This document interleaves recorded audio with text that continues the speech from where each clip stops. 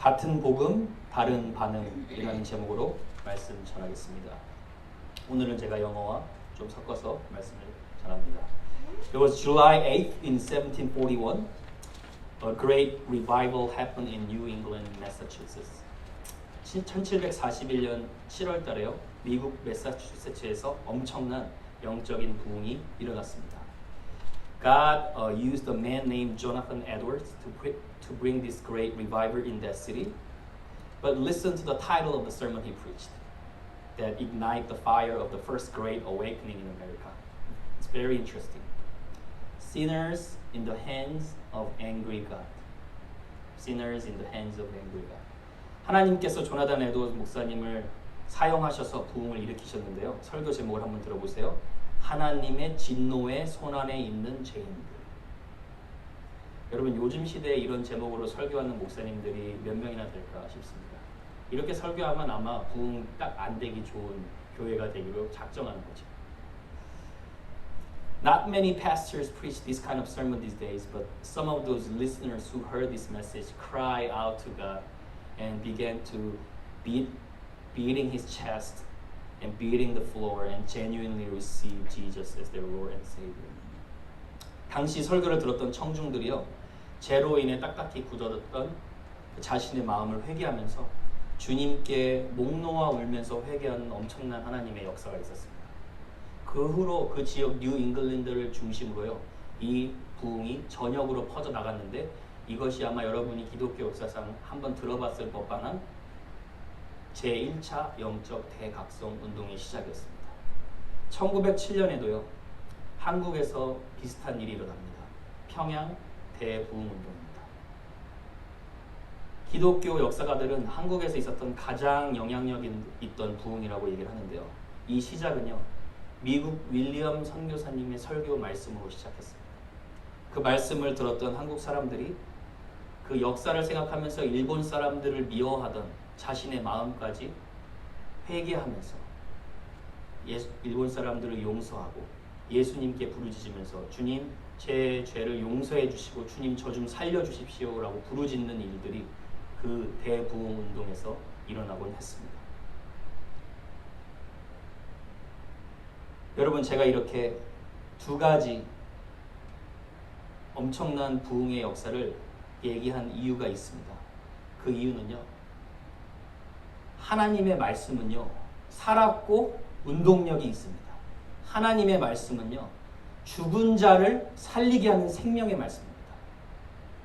예수님께도 말씀하셨죠. 내가 너희에게 이른 말은 영이요 생명이라.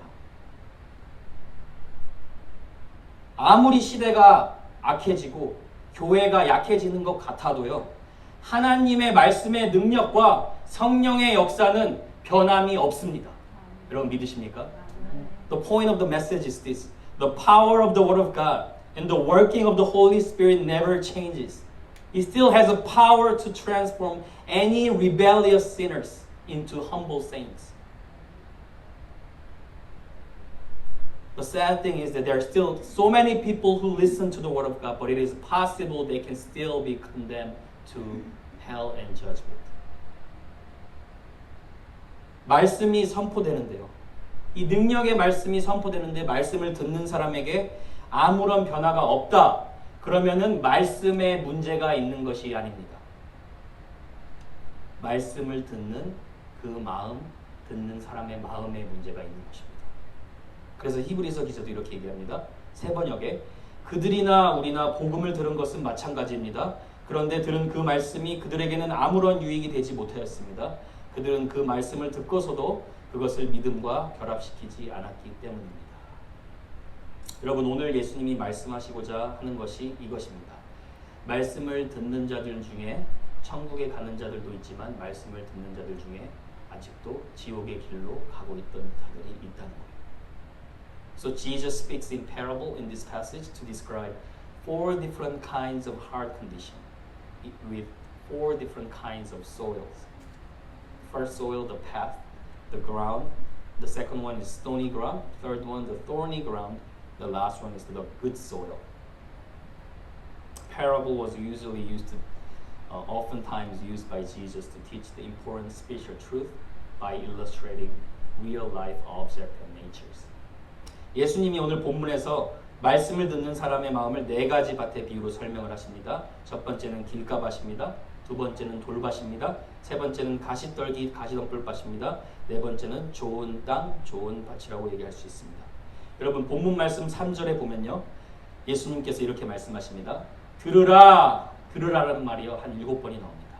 그러니까 말씀을 듣는 것이 얼마나 중요하고 말씀을 듣는 것이 생명과 죽음과 관련되어 있다는 걸 우리가 알 수가 있죠. 들으라 씨 뿌리는 자가 뿌리러 나갔다라고 나와요. Verse 3 says the sower sowing the seed. And who is the sower? What is the seed? Sower is the any pastors or Christians who proclaim the word of God with their mouth. It could be you, it could be me, any Christian.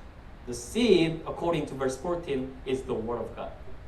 씨를 뿌리는 자는요, 하나님의 말씀을 전하는 목사님들 혹은 모든 그리스도인이라고 얘기할 수가 있습니다. 여러분이 여러분의 입으로 말씀을 고백하시죠? 그러니까 씨를 뿌린 자일 수가 있습니다. 그런데 또 예수님께서 14절에 보니까 씨는 하나님의 말씀이다 라고 얘기하십니다. 자, 이 씨가요, 첫 번째로는요, 길가밭에 뿌려집니다. 이 말씀이 길가밭에 뿌려졌습니다. The seed fell into the path. 그런데 어떤 일이 납니까? 말씀의 씨앗이 떨어지자마자 새들이 와서 먹어버렸다는 거예요.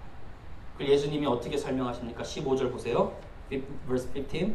말씀이 귓가에 뿌려졌다는 것은 이들을 가리킴이니 곧 말씀을 들었을 때에 사탄이 즉시 와서 그들에게 뿌려진 말씀을 빼앗는 것이요. 여러분 혹시 여러분 중에 지난주 설교 말씀 다 기억하시는 분들 계십니까? 없어요? 기억하시는 분이 있을 수도 있고 없을 수도 있는데 길가밭의 마음을 가진 사람은요, 뭐 내가 실수로 아니면 조금 연약해서 말씀을 잃어버린 그런 사람들을 가리켜서 말하는 것이 아니에요. 그러면요, 어떤 사람을 가리켜서 말하는 거냐면요, 아마도 stubborn heart. It doesn't represent those Christians who listen to the word of God and forget, because we all do that. 근데 이 길가밭은요, 아마도 하나님을 전혀 믿지 않는 무신론자라고 얘기할 수 있을 것 같아요. 왜냐하면 여러분 혹시 말씀이 떨어지자마자 그냥 밭에 떨어지자마자 사탄이 채워가버려요. 그러니까 말씀이 들어가질 않는 거예요, 마음에. 여러분 가족분들 중에 혹시 여러분이 예수님에 대한 얘기를 이렇게 합니다. 그럼 막 얼굴을 붉히면서 예수님 얘기할 거면 오지도 말라고 막 그러시는 분들도 있죠. 아마 그런 마음의 자세, 마음의 상태를 가진 자들이라고 얘기를 할 수 있습니다. 그래서 하나님의 말씀을 완전히 거부하고 고집스러운 마음을 가진 사람들을 가리켜서 말하는 것입니다. 그런데 여러분 또 중요하게 우리가 하나 알아야 될 것이 있습니다. The most important thing about this path, the condition of heart, and the stubborn heart, they might represent the atheist who does not receive the word of God at all. It just bounces it off. It doesn't penetrate in your heart at all. But also at the same time, it could be churchgoers, religious people. 왜냐면요, 여러분 중요하게 알아야 될 거는요. 예수님이 이 비유로 말씀하시는 이유는요. 첫 번째 청중들이 믿지 않는 사람들이 아니라 이스라엘 사람들을 향하여서 비유로 말씀하시는 거예요.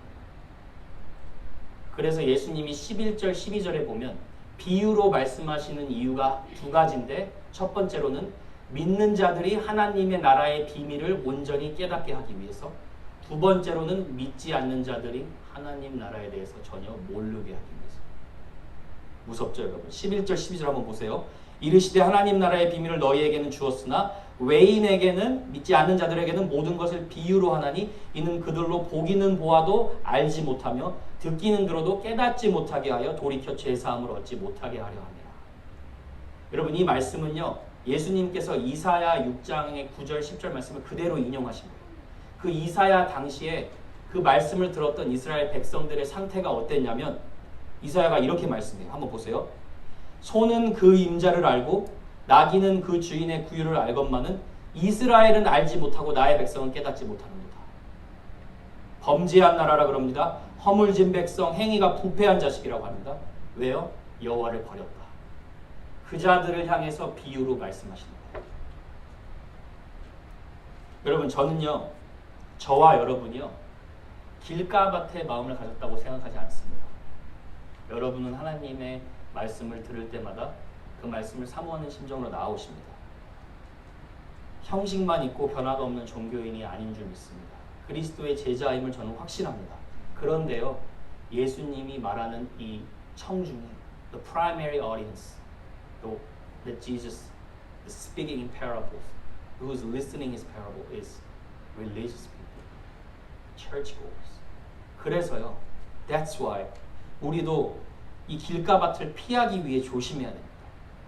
어떻게 해야 되냐면요 여러분과 저는요 하나님의 말씀을 들을 때마다요 날마다 기대감을 가지고 나와야 돼요.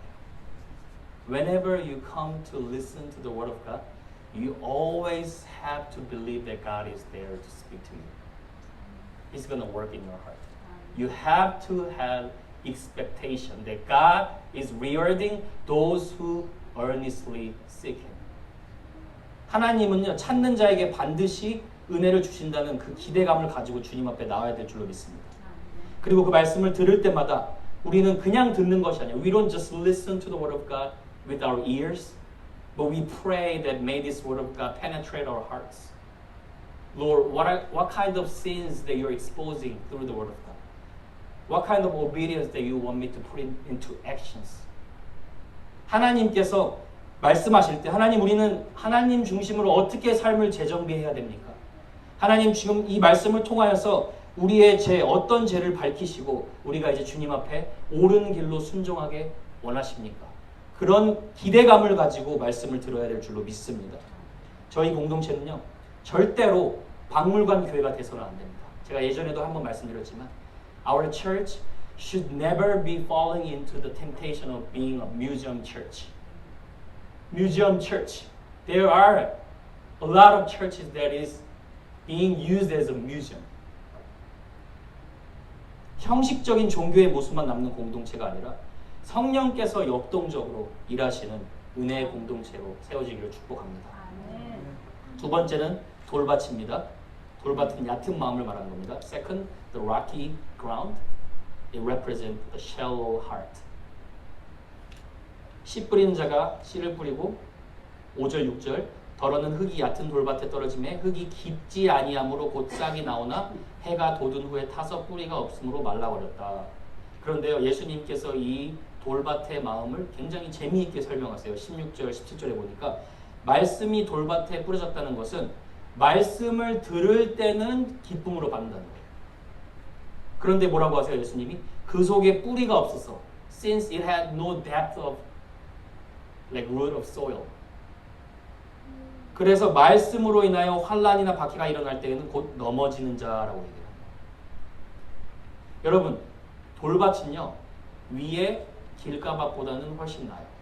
왜냐하면 말씀을 들을 때 기쁨으로 받아요.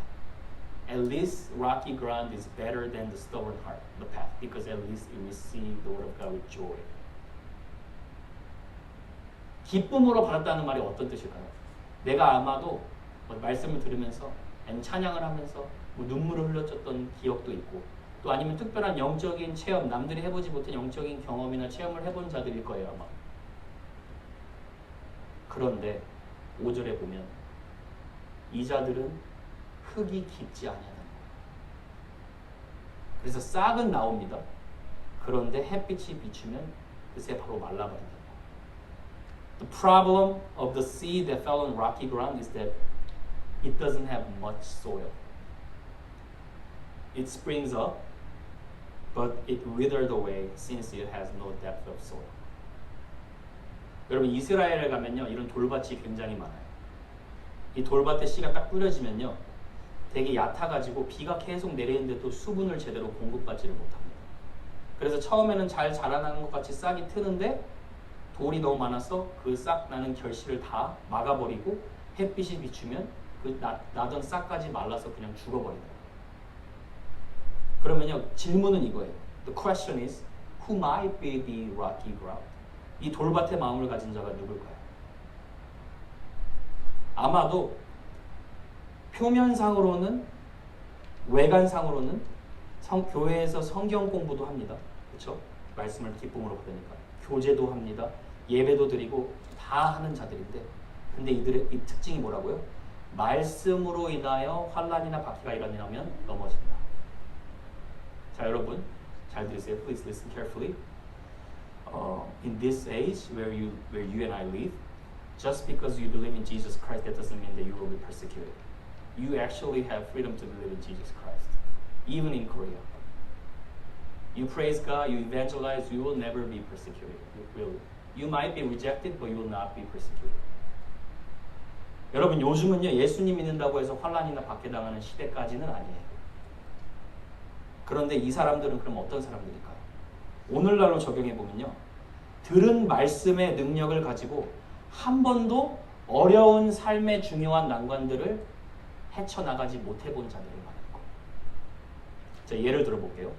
These might be the people who did not have experience to overcome the temptation, tribulation, troubles in the world through the power of God's word.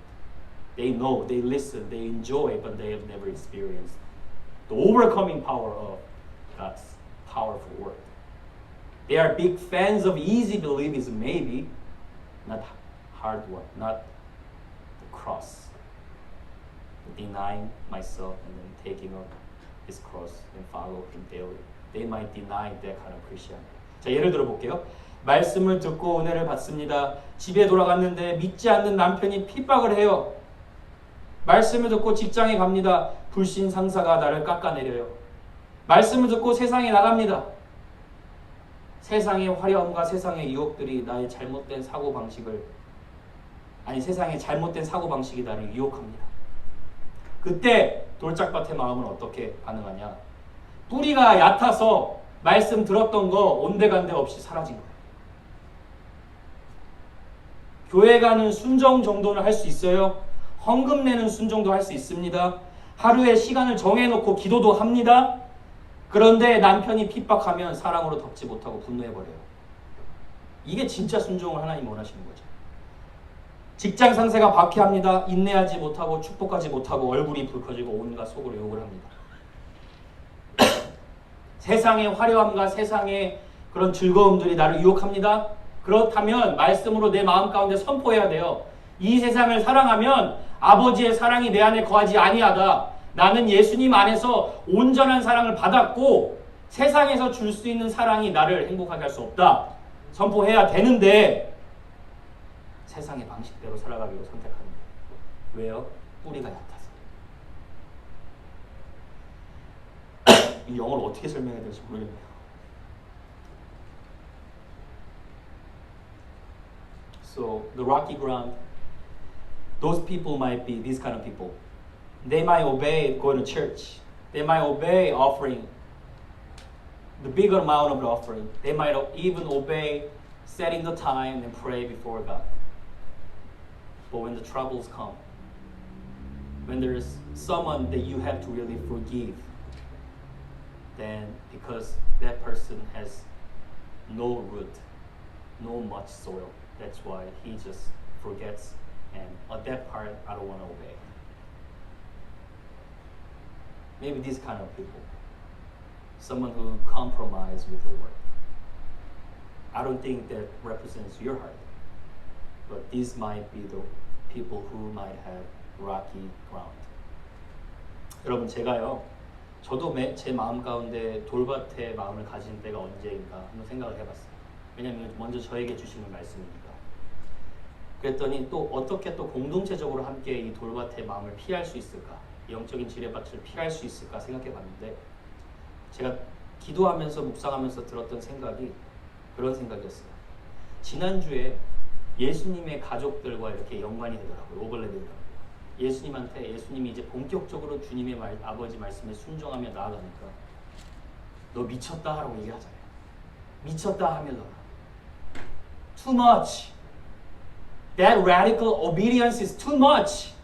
그런 급진적인 순종하고 제자로 살아가는 거 too much. 내가 정해놓은 한도 내에서만 믿는 거예요. 여러분, 크레딧 카드도 한도가 2,000불이면 딱 2,000불만 쓸 수 있어요. 그렇죠? 근데 만약에 우리가 정해놓은 한도에서만 순종을 하면 뿌리가 깊어지기가 힘든 것이죠. 그래서 저는 그 부분을 이렇게 봐요. 정말 해야 할 중요한 순종. The obedience that is really important in God's sight. 내 기준에서는 좀 어렵게 보이는 순종.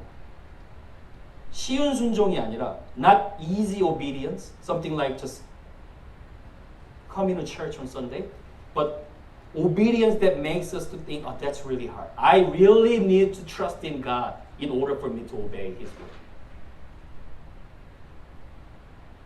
삶에서요, 여러분이 하기 가장 힘든 순종이죠. 하나님이 그거 지금 이제 하시기를 원하세요. 이제껏 우리가 여기 신앙 경력이 많으신 우리 어르신들도 많이 있지만 그 신앙 경력에 우리가 해오던 대로 신앙생활을 해왔잖아요. 그런데 하나님께서는 이제는 내 기준을 초월한 하나님을 바라보는 그 믿음의 순종을 하기를 원하시는 거예요. 모세가 홍해 바다를 건넜을 때 그 홍해를 건너야 할 백성들은 하나님의 백성들이었어요. 믿음이 필요했어요. 광야에서 40년 동안 돌면서도 가나안 땅을 우리를 가나안 땅에 이끌어 가시겠다라고 하는 것도 믿음이 필요한 순종이었어요.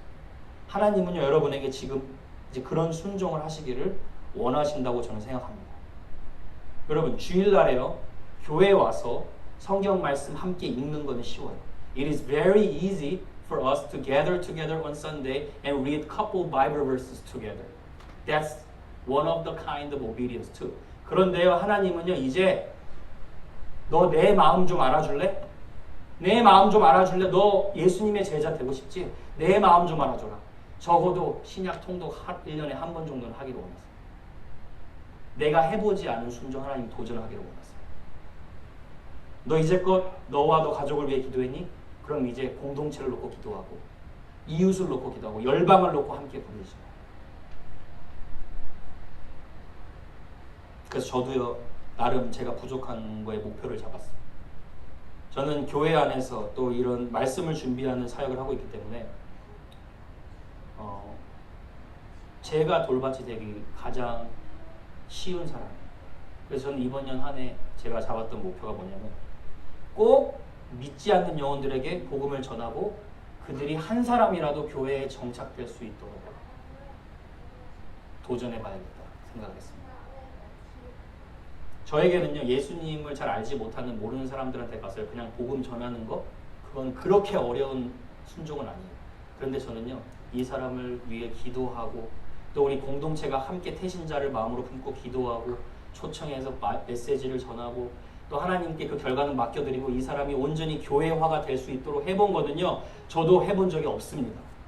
그래서 저와 여러분이 함께 도전하기를 원하는 겁니다. 왜냐하면 우리의 신앙관념에 고착되면 안 되니까. The challenge that God gives us to myself is not just to evangelize, not just to share the message of the gospel, but to pray for that one soul, share the gospel, and desperately asking God to help this man or woman to be a member of God's church. And I want to do it together with you, with our church family. 여러분, 하나님께서는요, 순종하는 자에게 은혜와 능력을 주실 줄 믿습니다. 여러분, 도전하셔야 됩니다. 순종해보지 못한 순종 도전하심으로요, 저와 여러분 시절에 따라 시냇가에 심은 나무처럼 열매를 맺는 그런 풍성한 축복 누릴 줄 믿습니다. The third soil, the thorny ground. 가시떨기 밭입니다. 가시떨기 밭은 엉킨 마음을 말하는 것인데요. 여기서 가시는요, 헬라어로 잡초예요, 잡초. 그러니까 씨앗이 밭에 떨어졌는데 잡초랑 같이 자라는 거예요.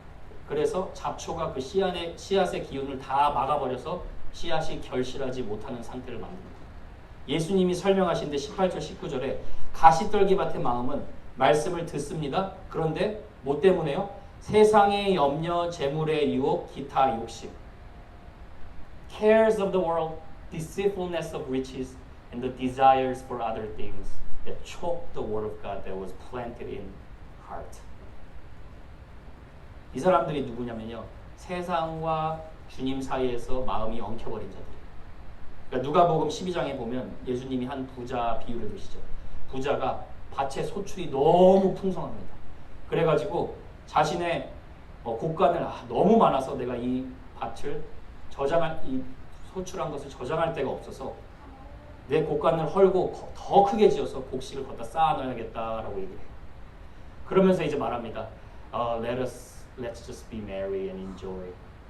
내가 이제 평안히 쉬고 먹고 마시고 즐거워하자. Let's just enjoy because I have so much possessions that they can feed me for like at least more than 20, 30 years. 근데 주님이 딱 그때 뭐라고 하세요? 어리석은 자요. 오늘 밤에 내 영혼을 도로 찾으리니 그러면 네 준비한 그것이 누구의 것이 되겠느냐. 자기를 위하여 재물을 쌓느라 하나님께 드릴 시간이 없었던 거예요. 에스더에서도 보면요, 여러분, 아수에로 왕이요 수산 왕궁에 즉위를 하고 3년 후에 자기를 자랑합니다. King Ahasuerus in Book of Esther, he started boasting about himself and his authority and his power.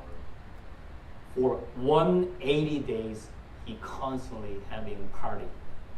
180일 동안 6개월이에요. 6개월 동안 잔치를 해서 자기의 능력과 자기의 권위를 자랑했다. 여러분, 하나님을 알지 못하는 자들이 할 수 있는 게 그것뿐이에요. 그래서 주님이 두 주인을 섬기면 절대로 말씀의 열매를 맺을 수 없다라고 얘기를 합니다. You cannot love the world at the same time you can love Christ. Either you will hate the one or love the others. No matter how much you listen to the word of God, if there's anything in your heart that's loving more than Jesus Christ himself, then that choke the word of God that is planted in your heart. 또 무엇 때문에 결실을 못 맺는다고요? 돈이죠. 세상의 염려, 기타 욕심이라고 얘기를 합니다. 여러분, 세상 염려, 걱정, 여러분들 중에 걱정, 염려 안 하시는 분들은 없을 거예요. 저는 청소년들을 섬겼기 때문에 10대도요. 10대 나름대로 엄청난 걱정이 있습니다.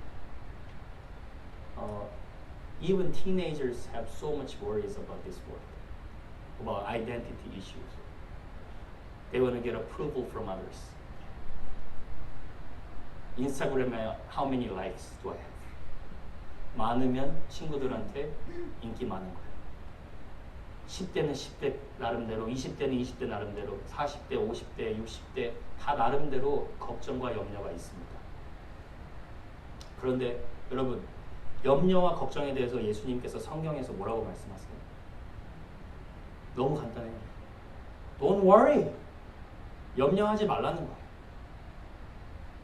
염려할 거면 대신 모든 일에 기도와 간구로 하나님께 감사함으로 아뢰든지, 아니면 완벽하게 우리 자신을 잘 아시고 선한 것으로 채워주시는 하나님을 믿든지. 미래 걱정 하지 말라는 거예요. 자녀 걱정 하지 말라는 거예요. 결혼 걱정도 하지 말라는 거예요. You don't worry about anything. Even your future and your marriage, your job. Jesus is saying, don't worry, I got you. If I put it in like teenager word, I got you. You're my child. I have all the blueprint in your life. Perfect plan for your life. 언제 내 기도에 열매를 내주시려나 보여주시려나 그것도 걱정하지 말라는 거예요. 근데 우리는 뭘 하면 됩니까? 그의 나라와 그의 의를 구하라. Seek His kingdom and His righteousness. Invest your life for the eternity and you make sure focus your relationship with Christ. 그럼 하나님께서 채워주신다는 거예요. 그럼에도 불구하고 염려하는 이유가 무엇입니까? 둘 중에 하나일 거예요. 선하시고 완전하신 하나님을 온전히 믿지 못한다든지. Why then do we keep worry? Maybe we don't believe that God is sufficient and He's perfect and He's good to provide everything that we need. Or it might be possible that we are not being satisfied with where we are and what we have right now.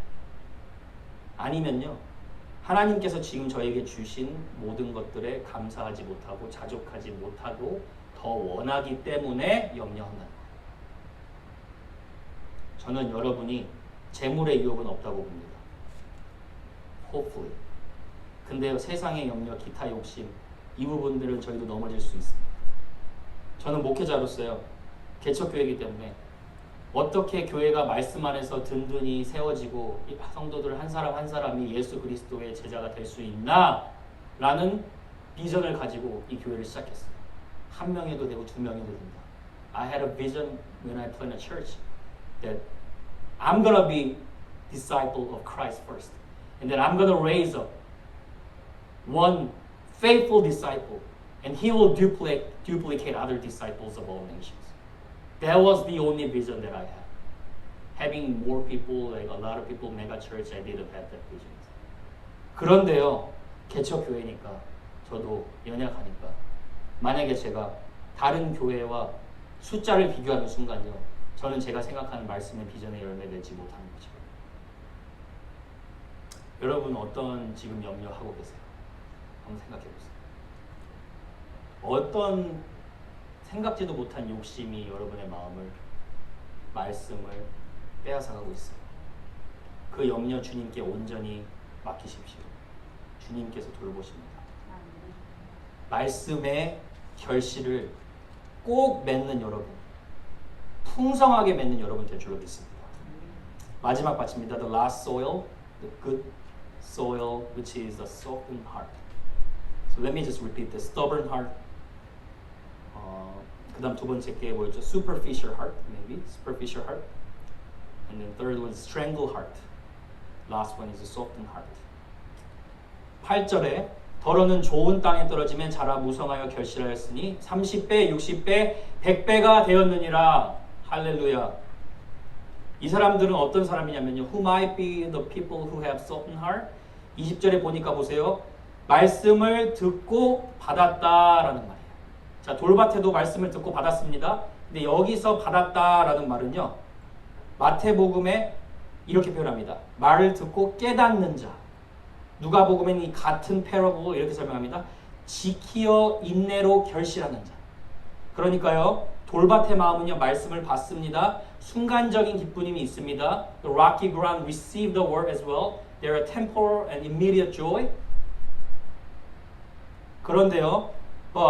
근데 이 좋은 땅은요. 말씀을 깨닫고 그 말씀을 끝까지 지키려고 생명을 걸고 잃지 아니려는 그 마음 같은 말. So good soil receive the word. It means welcome. It means that he is banking his life on trusting this word.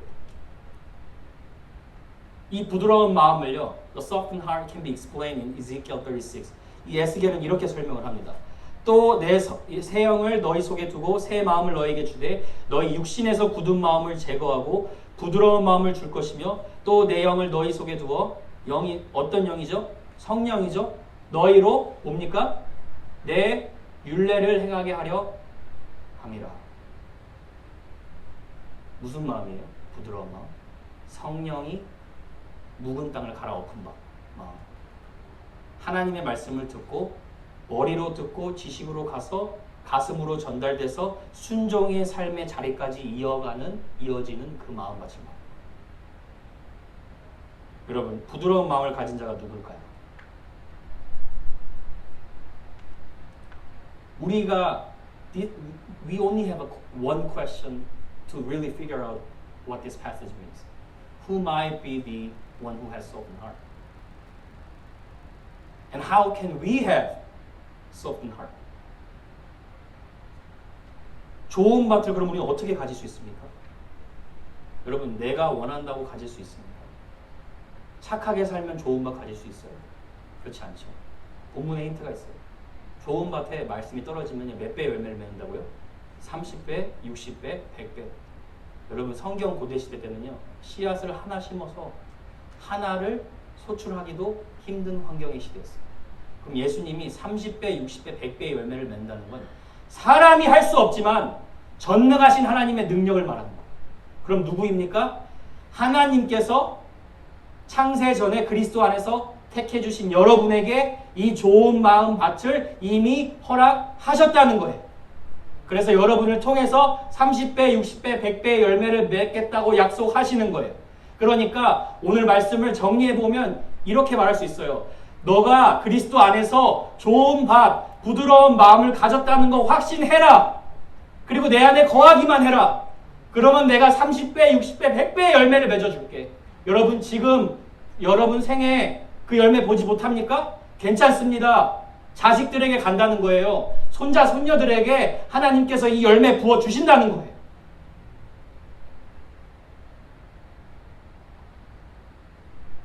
Softened heart is a Christian, born again Christian. The Holy Spirit residing in born again believer's heart, and He's gonna be the one who will bear the fruit through you. What He wants you to remember today from this passage is this: I already gave you a softened heart in Christ. All you need to do is abide in me. Then you will see that how I'm gonna bear much fruit in your life. 여러분 세 가지 밭, 피해야 할 밭이에요. 어디에서 넘어지는 거 확인해 보세요. 길가, 사탄이 떨어진 말씀을 바로 채는 마음밭이에요. 여러분 말씀을요 생명 걸고 묵상하고 읽고 말씀으로 기도하시고 이제 말씀을 암송도 하세요. 사탄이 채가지도 못하게 말씀을 담으세요. I planted your word of God in my heart so that I might not sin against you. 돌밭이면요 뿌리가 얕은 거예요. 그러니까 저와 여러분 어떻게 하면 돼요? 순종의 강도를 높이면 돼요. 그렇죠? 이제 경건의 훈련의 강도를 높여야 돼요. 여러분 우리가 평생 초등학생, 중학생에 머무를 수 없어요. 이제 장성한 분량에 이르기까지 어른이 돼서 선과 악을 구분할 수 있는 그런 성숙한 제자가 되어가야 돼요. 여러분 믿으십니까? 해보지 못한 순종에 도전하시고 가시떨기, 세상 염려, the thorny ground, cares of this world, deceitfulness of riches. 다른 욕심이 있습니까? 여러분은요 주님 안에서 온전한 사랑 받았다는 거 확신하셔야 돼요. 이 세상 사랑하면 아버지의 사랑이 있지 않다고 했어요. 이 세상에 있는 거 모든 거 다 지나가나 누구든지 하나님의 뜻대로 하는 자 영원히 산다고 하셨어요. 여러분 헌신과 순종에 비해 열매가 더디 보입니까? 괜찮아요. 하나님께서 여러분의 그 몸부림 다 보고 계세요. 하나님께서 여러분이 그냥 하나님 힘들어요. 하나님 우리 자식들 도와주세요. 하나님 우리 남편 도와주세요. 하나님 우리 가족 도와주세요. 그 음성 다 듣고 계세요. 그 기도요. 하나님이 30배, 60배, 100배 열매 맺으세요. 하나님은요. 휴머러스가 반전의 하나님이에요. 저 같은 사람을 목회자로 세우시고 저와 여러분 같은 사람을 구원하셨다는 그가 반전이에요. 안 그래요, 여러분? 어떻게 저희 같은 사람들을 택하셔서 하나님 나라의 그릇으로 써주십니까?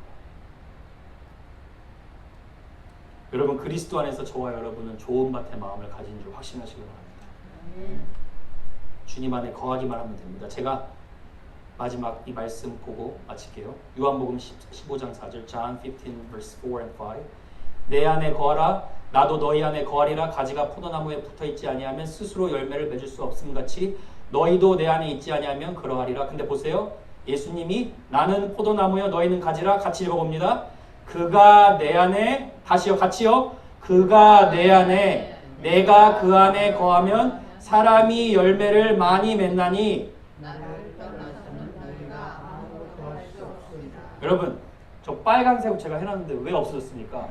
그가 내 안에 내가 그 안에 거하면 뭐라고요? 사람이 열매를 많이 맺나니. 맺는다는 거예요. There's no such a Christian as a fruitless Christian. That's oxymoron. 모든 그리스도인은 열매를 반드시 맺는다는 거예요. 주님 안에 거하기만 하면 된다는 거예요.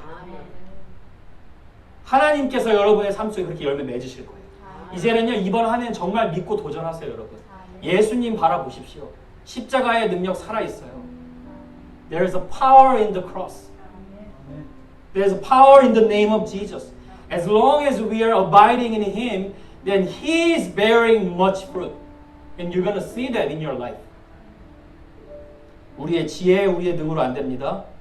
근데 성령께서 우리가 말씀 안에 거하게 하실 때 가능할 줄로 믿습니다. 여러분, 주님께서 풍성한 열매 맺게 하시는 가슴 벅찬 한 해 되시기를 축복합니다. 잠깐 기도하겠습니다. 잠깐 기도하길 원합니다.